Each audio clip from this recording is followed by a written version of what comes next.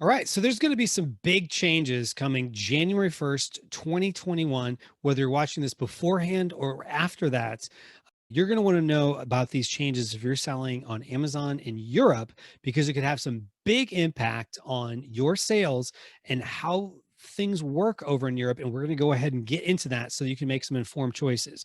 Now, before I get into it, just a quick little disclaimer.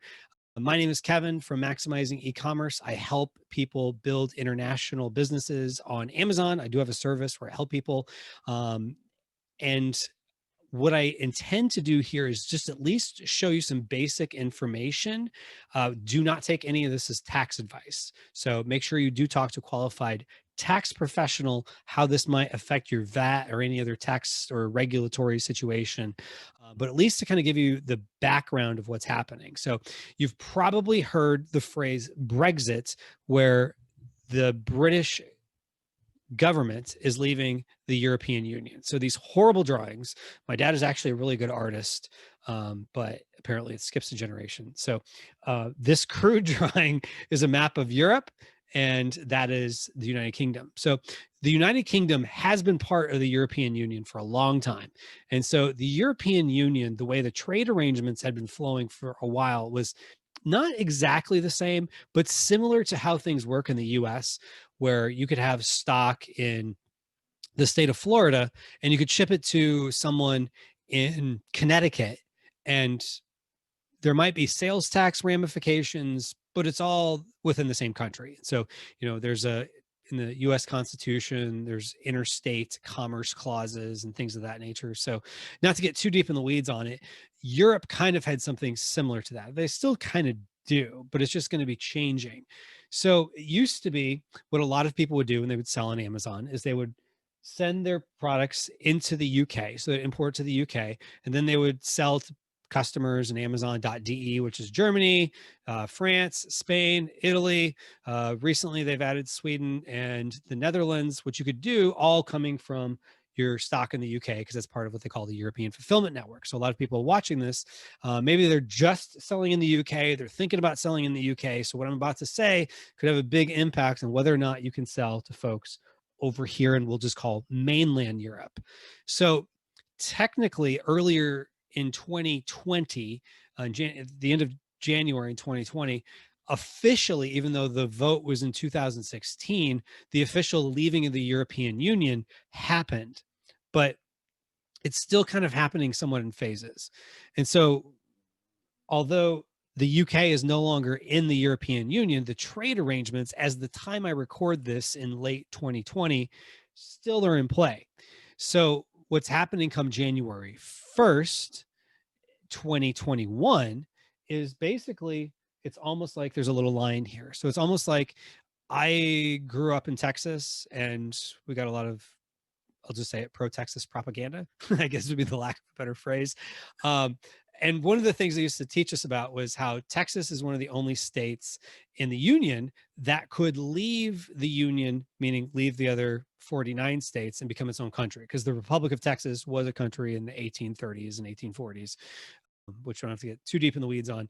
But bottom line, regardless of whether or not Texas can actually do that, it's kind of like what the UK actually did from the European Union. So even though these were sovereign nations, they're all still part of this collective.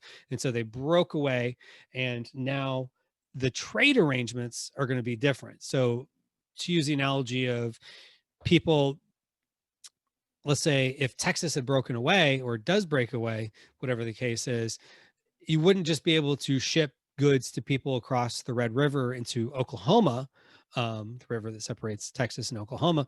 You wouldn't just be able to ship goods as readily because it'd be different countries. Or really, an analogy that's more realistic to what's happening now, Canada is a different country than the US. And so there are rules when you're shipping across a border because it's not as free of a trade. There are NAFTA and things like that, but it's not 100% free trade because there's still a border involved, there's duties and all this stuff. So it doesn't flow around the same as it would with, states within the US or even member nations within the European Union. So over here in the UK, uh, the UK won't be able to just send goods, or if you're selling something on Amazon.de, come January 1st, you can't just send from your UK stock. So what will happen is you would need to actually ship goods into a country within Europe, which probably for a lot of people would make sense. And this is the way I'm doing it into the future.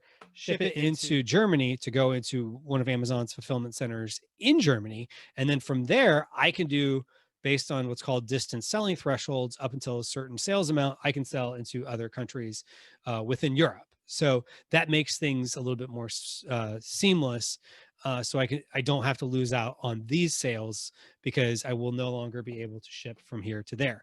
Or let's say you're in something called the Pan-European program, where maybe you were shipping into the UK and then Amazon moved stuff all around. So that meant you had to get like VAT registration in all the other different countries. You're going to have to get what's called an EORI number, or even if you're not in pan-European, you still have to do that to import into another country outside of the UK for come January 1st, because Amazon's not going to be able to take your stock from the UK and put it in Germany and Spain and Italy. If you're part of pan-European, you are going to be responsible for getting it into the European Union, to mainland Europe, we'll call it. So all big things to think about. And so I would say where there's change, generally there's opportunity, because I've come to learn this in life, is that whenever something is different, a lot of times people are going to say, I will just wait on the sidelines and come and see.